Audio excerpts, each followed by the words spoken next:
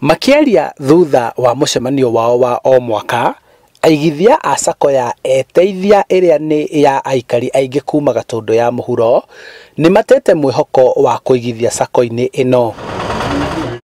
Ni thutha wa SACCO ino kwegega kimbeca, uguo ikaga gukorwo ikirumbuia aigithia aya guku magikaya kwaga gutungatirwo.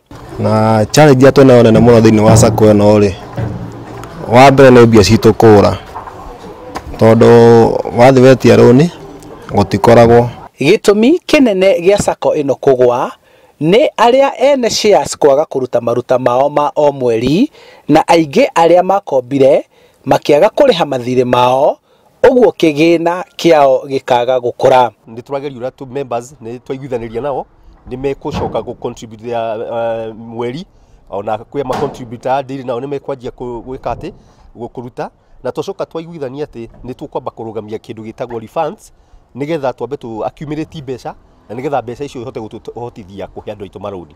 Mitaratara mirumu yaga kurutithio wira niguo gukiria kigina gia SACCO ino, mamilioni ma mbeca iria cigithitio ni aigithia makiria ma 1,200 cia kuhorokera. Ni watho ko ni uroka ari mundu urareho na giko andu matirakenio na ithabu atie gutinda agikindiro hau ehe tuhe andu angi chance ya gutongoria andu aria angi. Ngiripotera Inooro TV kuma tauni-ini ya Gatundu kaunti-ini ya Kiambu, njitagwo Charles Gikunga wa Kariuki.